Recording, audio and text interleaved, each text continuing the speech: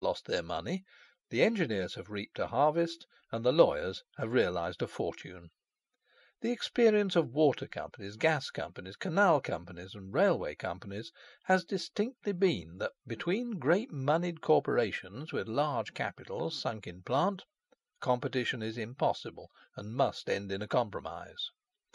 But these contests are profitable to lawyers, who must always win, whether their clients do or not. It is no exaggeration to say that as surely as Spain and Portugal are priest-ridden, so surely is Great Britain lawyer-ridden. No sooner does the science, the industry, and the enterprise of the country carve out some new road to commercial prosperity, than the attorney sets up a turnpike upon it and takes toll; and if dispute arises as to the right of road, however the contest be decided, it ends in two attorneys taking toll.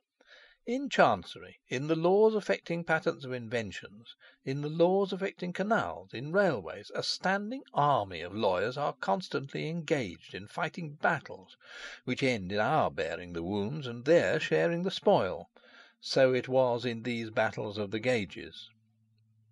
But to return to Wolverhampton, the name of which recalled battles wherein so much useful money has been wasted, the town, although of rising importance in a commercial point, offers no other attraction to the curious traveller than its numerous manufactories of hardware and machinery of various kinds, including firearms, tinware, locks and keys of extraordinary cheapness, gunlocks, files, screws, and japanned-ware.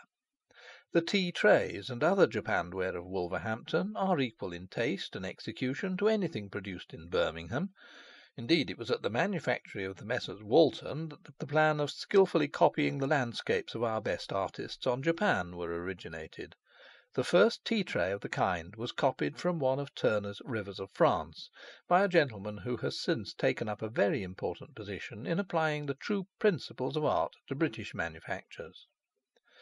Wolverhampton and all the towns and villages in the coal and iron district are only so many branch Birminghams. In that hardware metropolis the greater part of the goods made are ordered and sold. The town is of great antiquity, although with as few remains as most flourishing towns built of brick, where manufactures have chased away mansions. The name is derived from Wulfrana, a sister of King Edgar, who founded a monastery there in A.D. 996, and collected a village round it, named Wulfrana Hampton, which was eventually corrupted into Wolverhampton. In the oldest church, St. Peter's, there is a pulpit formed of a single stone, elaborately sculptured, and a font with curious bas relief figures of saints. The church is collegiate, and the college consists of a dean, who holds the prebend of Wolverhampton, which was annexed by Edward IV. To his free chapel of St. George within the castle of Windsor. A free grammar school, supported by endowments, affords a headmaster £400 a year, the second master £200, and a third master £120. Some years ago these gentlemen had only 70 scholars to teach, but we trust this is or will be amended. Wolverhampton was made a parliamentary borough by the Reform Act, returning 2 members from boundaries which include the townships of Bilston, Willenhall, Wensfield, and the parish of Sedgeley. The population has increased more than 5-fold in the last 40 years. Bird, the artist, Congreve, inventor of the rockets which bear his name, and Abernethy, the eminent surgeon, were natives of Wolverhampton. Huskisson, who began the commercial reforms which Peel finished, was born at Oxley Hall in the immediate neighbourhood.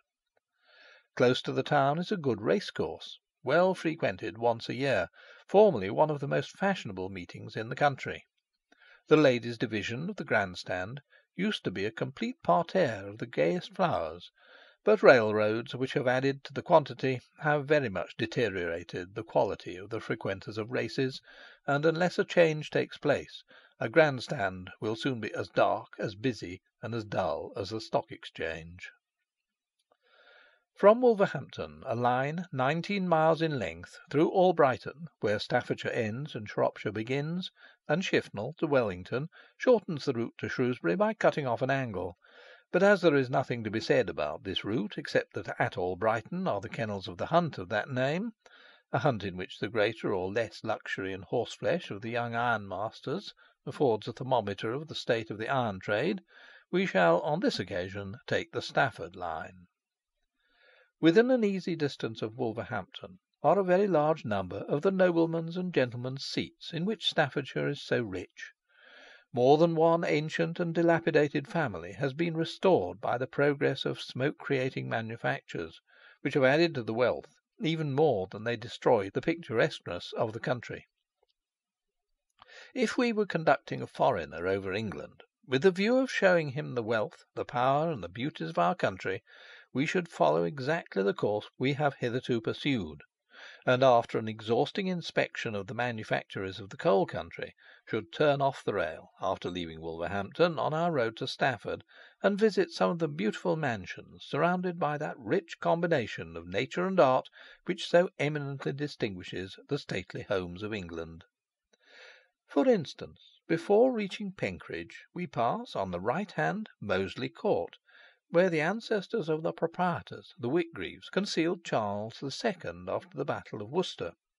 On the left, Wrottesley Hall, the seat of the scientific nobleman of that name, and Chellington Park, the residence of the ancient Roman Catholic family of the Giffords, where an avenue of oaks, the growth of centuries, with a magnificent domain stocked with deer and game, afford the admirers of English scenery delicious vistas of wood, water, and rich undulating pasture.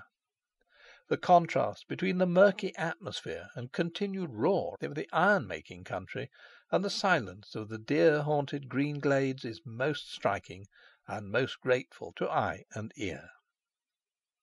As we rush along the valley of the Penk, too rapidly to drink in its full beauties, on the right Teddesley Hall, the mansion of Lord Hatherton, rising above the tops of the trees, reminds us that the noble lord's farms are well worth a visit from any one taking an interest in agriculture.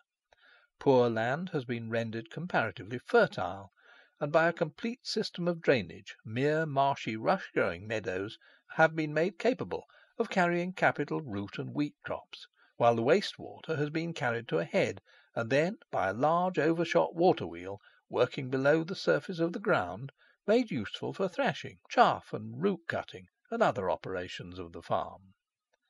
At Penkridge, a rural village of considerable antiquity, 10 miles from Wolverhampton, adorned by a Gothic church and several picturesque houses of the Elizabethan style of domestic architecture, it will be convenient to descend, if an expedition is intended, over Cannock Chase to Beaudesert, the seat of the Marquis of Anglesey. This Cannock Chase completes the singular variations of soil and occupation to be found in Staffordshire. From the densely populated iron districts and the model agriculture of disciples of the same school of Lord Hatherton, we can turn our faces to a vast moorland, 40 miles square, stretching from where it was first seen on the banks of the railway to the banks of the Trent, as wild as any part of Wales or Scotland, intersected by steep hills, by deep valleys covered with gorse and broom, dotted with peat marshes, tenanted by wild deer and feathered game, and fed over by the famous Kenk sheep, nearly as wild as deer, and in flavour rivalling the best mountain mutton. This great waste was once covered with dense forests, in which the wolf, the bear, the wild boar, and the wild bull were hunted by our Saxon kings. It is not among the least wonders effected by the locomotive that a short hour can transport us from the midst of the busiest centres of manufactures to a solitude as complete as is to be found in the prairies of America or Australia, unless we by chance stumble upon a prying gamekeeper or an idle rustic seeking whortleberries or snaring hares. On this chase, begged by his ancestors from an easy king as a kitchen garden, the hero of the light cavalry at Waterloo annually takes his sport, mounted on a perfect shooting cob, and with 80 years upon his shoulders can still manage to bring down his birds right and left.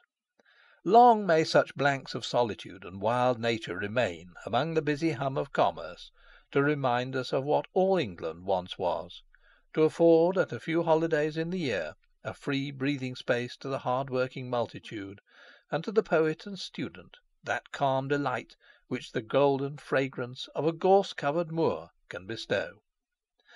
Before we reach Stafford, we leave on the right, although not in sight, Shugborough, the deserted mansion of the Earl of Lichfield,